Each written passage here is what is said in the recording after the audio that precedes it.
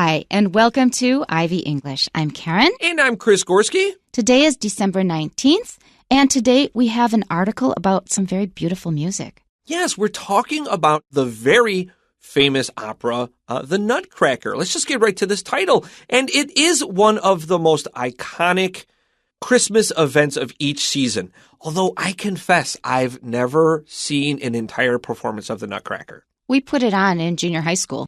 Really? Yeah. Did you have the performance? Yeah. And what did you do? Were you part of the musical? What was I doing? Part of the dancing? I think I was mostly watching. Mostly watching? Yeah. I was a tree in my school performance in second grade. So, But I'm just saying it's something that we did. It's a thing. And the music is really beautiful. I don't get as tired of it as I get tired of some other Christmas carols that I don't even need to mention. Tell me more, because I actually wrote this down and I was really excited to talk about this. Earlier in the month, I mentioned how excited I was to have just a little dollop of Christmas in August when we're recording this on a particularly hot day.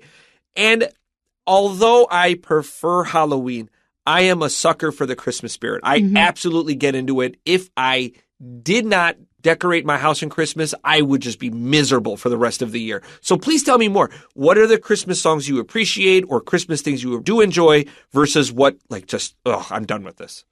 I have both, because when you have kids, you really have to do things up for Christmas. So when my children were younger, we did decorate and had gifts and went to church and sang. We did a lot of things like that.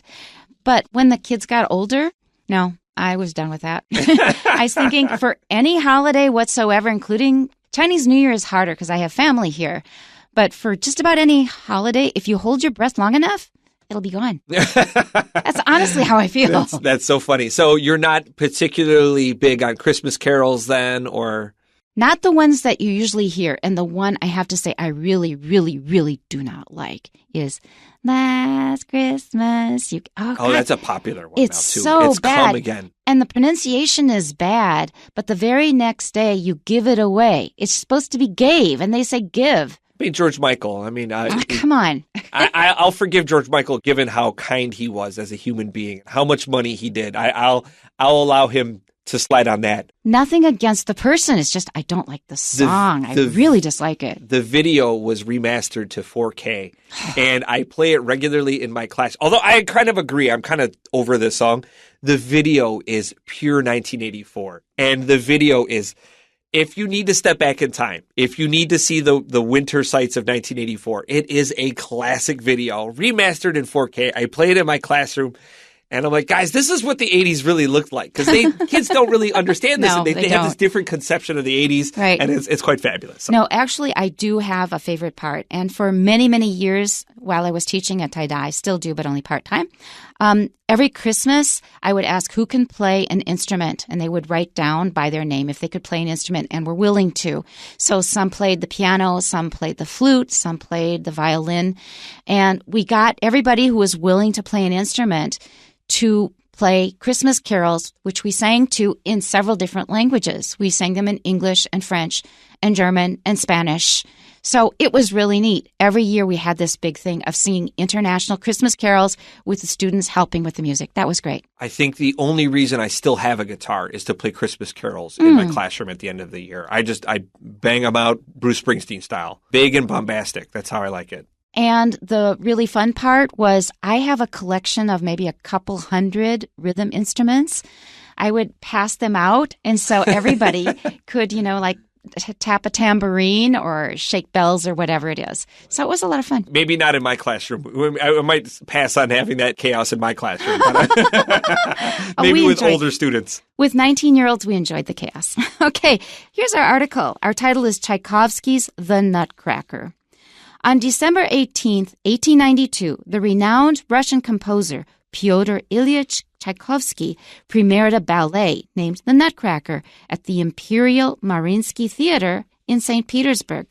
After its initial release, the ballet was dismissed by many critics who claimed that it lacked a storyline and contained few, if any, traditional ballet elements. However, The Nutcracker has since become world famous, and its music is now synonymous with Christmas celebrations in most parts of the world. In the story of The Nutcracker, a young girl named Clara receives a magnificent nutcracker as a Christmas gift from her godfather. It should be noted here that many nutcrackers, though practical devices for opening nuts, are in fact ornate wooden dolls. In German folklore, these dolls were believed to possess magical powers such as bringing good luck and protecting one's home. Clara's Nutcracker, a prince, comes to life on Christmas Eve and takes Clara on a journey to a fantasy land where battles involving mice and toy soldiers are fought. The Nutcracker is notable for its inclusion of the celesta, an instrument that resembles a small piano. However, it sounds markedly different, producing high tones like those of a music box. Tchaikovsky first encountered the celesta in Paris. Enchanted by its sound, he immediately had one ordered and sent to St. Petersburg, but he kept it a secret until the premiere of the Nutcracker.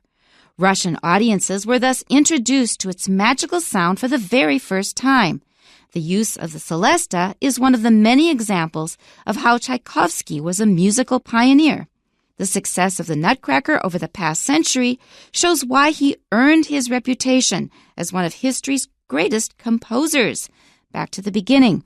On December 18, 1892, the renowned Russian composer Pyotr Ilyich Tchaikovsky premiered a ballet named The Nutcracker at the Imperial Mariinsky Theater in St. Petersburg, which used to be called Leningrad. They changed the name back to St. Petersburg after the fall of the USSR. I like that change. Yeah, I think too. It's a good change. I think we all like it. And here's a nice informative sentence. And I always like when we can celebrate an anniversary of even, sort of obscure minor things in history. Today is December 19th.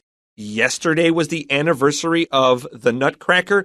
I just enjoy things like this. I enjoy digging up little things that happened in history. And on this day, this thing happened. And I always like hearing that. I don't care what it's about. What happened today? What was the thing that happened in history? Otherwise, a day can be pretty humdrum. Just same things every day. But, oh, wow, this big thing happened back then. Or even a small thing. Let's have a party about this one dumb thing in history, this one obscure thing. I really enjoy that. And I go out of my way to dig up, what is the weird thing that happened today in history? I want to know this. I think a lot about that kind of thing because I am still reading the Spring and Autumn Annals of Confucius. Well, he probably didn't write them, but it's about the history of China between about 800 BC to around 400, 300 BC. And you think about these people, and this is written so well that you think, oh my God, they were just people like us doing the same stupid things all the time. All the same wonderful things. There were good people as well. But it brings it so much to life. And then you realize how much the world has already experienced before us. And we wouldn't be here without them. We often forget that. Okay, let's continue. After its initial release, the ballet was dismissed by many critics who claimed that it lacked a storyline and contained few, if any, traditional ballet elements. Okay, so Tchaikovsky was well known by this time, and this is at the very end of his life. Tchaikovsky actually died less than a year after this ballet flopped. And when I say flopped, I mean it. The critics savaged this ballet with They panned it. Boy, not only did they pan it, which means they said this is not a good thing, they really went to town on it. So some of the contemporaneous reviews of the ballet from this day, quote, absurd in conception and execution. It continues, it would only please the most uncultured spectators. And then the Sugar Plum Fairy, one of the prime roles of the ballet, was called corpulent, which means really fat. And then podgy, which is kind of not only fat, but also short and fat. I can't believe how cruel they were. How cruel these reviews were. I mean, these are things where some directors would honestly fight a reviewer that said things like this. They'd walk up to him and punch him in the mouth. They absolutely demolished this ballet. But there is something extremely important that we learn from the story you just told, is that if you are going to do something different, this is probably what's going to happen. Yeah, it's either going to be a success, but you're taking a risk. And some people even argue that Tchaikovsky didn't like the Nutcracker himself. And he did say he felt it was weaker than some of his other work.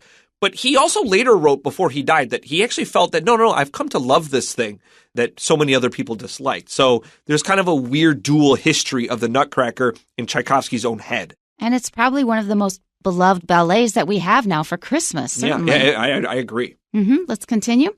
However, the Nutcracker has since become world famous, and its music is now synonymous with Christmas celebrations in most parts of the world. Now, I don't know if that is really true. Most parts of the world, it's kind of sticking your neck out a bit. It may be true. Not all of the world celebrates Christmas. Keep that in mind. And especially to the degree that some Western countries do, especially the United States. I will say that the Nutcracker has become very famous and synonymous with Christmas celebrations in anywhere where Christmas is a thing. Is a thing because the Nutcracker is in the public domain, and you could use this music without. That's right. So you could use this music without licensing any, and people immediately associate the Dance of the Sugar Plum Fairy with Christmas because it's in so many commercials. I was thinking now, just think of how large a surface of the globe's area is actually Muslim, so they're not likely to be having a lot of Christmas celebrations. So just keep in mind, it is not the entire world. All right, let's continue to paragraph 2. In the story of the Nutcracker, a young girl named Clara receives a magnificent nutcracker as a Christmas gift from her godfather. And you will see these on display a lot in Taiwan around the Christmas season. I think they may be made here or elsewhere, but they're beautifully painted and really cute, hard to resist. I remember I bought my father a nutcracker for Christmas one year. He liked decorating his house, and I saw this nutcracker, and it was like $10, which was a lot back when I was a little kid. Yeah. But I liked it so much, and I said my dad will really like this. And it was made of actual wood. It was actually hand-painted. Yeah. And so I had it in the bag. It was wrapped up in the box, and my dad was there. He's like, well, what's in the bag? I'm like, well, I can't tell you. So I'm holding the box, and he's like, oh, come on. And he's teasing me a little bit. And I'm holding it, and I won't show him. And I swear to God this is true. The bottom of the Nutcracker box falls open. Oh, no. And the Nutcracker falls straight down in the snow in front of me. And my dad understands this is his gift and very kind of him. He turns around and averts his gaze. He's like, I didn't see anything. I didn't see it. Oh, don't worry. And I felt so terrible. But it's just one of those funny things. It's just his gift falls right in front of him. For a minute, I was afraid the ending would be, and it hit the ground and shattered. No, of course. It's covered in snow. You know how this goes. There's one good thing about snow. Yeah. All right. Let's continue to our next sentence here. It should be noted here that many nutcrackers, though practical devices for opening nuts, are in fact ornate wooden dolls. We have some great words here. Yeah, they are. But I should mention that the kind of nutcrackers you usually see for sale now are no good for cracking nuts. No good. No, they're just for decoration. This one, you could actually crack nuts. Ornate just means very fancy and beautiful. Some nutcrackers can be quite tall and hefty. Also, in our last sentence, we had the word godfather. And a godfather, in some contexts, is a really bad guy. But usually the godfather is the person in charge of like leading your spiritual faith, making sure you learn to be a good Christian. Godfather is sometimes, well, actually, I would say maybe more often considered to be the head of a mafia or gangster family. And these are guys you would not want to cross in any context. For me, I was baptized, so the person who witnesses the baptism and signs their name is your godfather or godmother. Did you feel your godparents did anything for your faith? Not really, but they were good friends of the family, so I always good. appreciated them. I know people that have good godparents. My godparents, I don't know. I don't even know who my godfather is. I have no idea. They were just nice people, and anybody that my parents thought were nice people was fine with me. All right, let's continue here. In German folklore, these dolls were believed to possess magical powers, such as bringing good luck and protecting one's home. Okay, now it's getting interesting. Actually, even if you don't believe in magic, I think we all need magic in our lives. And when we read things like this, it kind of gets our imagination fired up. Yeah, I suppose so. And nutcrackers are so unique looking. I can imagine why these were chosen as a central figure in this. I mean, they look like soldiers. Mm-hmm. So it makes sense the way this pans out in the story where these guys are fighting a war. Mm-hmm. All right, let's continue to our next sentence here. Clara's nutcracker, a prince, comes to life on Christmas Eve and takes Clara on a journey to a fantasy land where battles involving mice and toy soldiers are fought. I'm just thinking of my reaction to reading about running off with a prince when I was young, how I would imagine it and how I would imagine it now. When you're a kid, you have these dreams of being a princess and finding your prince. When you're older, you think, yeah, I bet he's a real entitled something or other. Yeah, I as a kid, I used to think like going back to the Middle Ages would be really cool. Oh. And then today I'm like, I would No never way. go back. Maybe I might go back to the 70s or 80s in a That was time machine. fine. And It was that fine. might be it. I don't want to go back any farther than that. That's I agree. As you age, the idea of princes and princesses and the knightly, no thanks. I'm good. All right, we're going to go on to the last paragraph. The Nutcracker is notable for its inclusion of the celesta, an instrument that resembles a small piano. Now, I was always sort of familiar with the celesta because I like to play with music apps, and they almost always have a celesta. You can make the music sound like it's being played on a celesta, but I hadn't really seen one, so I looked it up, and I thought, yes, it really does just look like a small piano. But how do they get that very tinkly, very lovely, childlike sound? Well, it is basically like a xylophone. In Chinese, you call it an iron zither, basically. So when you're a kid, you have this maybe a toy with 12 notes on it, and you can hit them with a hammer. It sounds just like that. They are just strips of steel. And when you play the key on the piano, a hammer will strike it. I wonder why the xylophone continues to exist when the celesta is a thing that you can actually play. Because to me, and I'm not knowledgeable in playing the xylophone in any sort of way, you have your xylophone or a vibraphone in the front of the device, and then you play the celesta like you would a piano, exactly like a piano. Right. And it produces different notes. But as far as I know, the piano is a more versatile instrument that can produce a wider range of sounds. And because they're played functionally the same, piano, I'm not sure the advantages of playing the xylophone over the piano. So there, maybe someone that's more knowledgeable in music could explain this to me. But the way I saw the celesta played, I was just like, why do xylophones exist if you could just do this? I will disagree with you. Interesting. Because Please do. I have seen some extremely dynamic performances on xylophones and vibraphones, and they can hold like 3 mallets in each hand and then produce these beautiful chords. The dynamic range is huge, really loud or really soft, or using a vibrato sort of, or tapping it very quickly.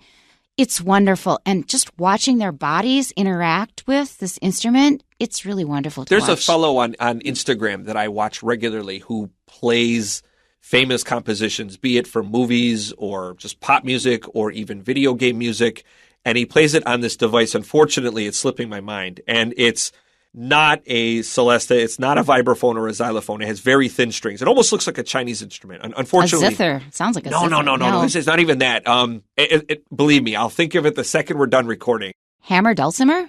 Yeah, dulcimer. There we go. Yeah. Oh, look at that. Look at that. Those Karen are wonderful. with the big save. It's beautiful. And he plays it with such pizzazz, but to me, I still think I think a piano would just do just well. But I enjoy the unique tones that he produces with this instrument to play these familiar songs. Yeah, we disagree on that. I really love the original instrument. Let's go on.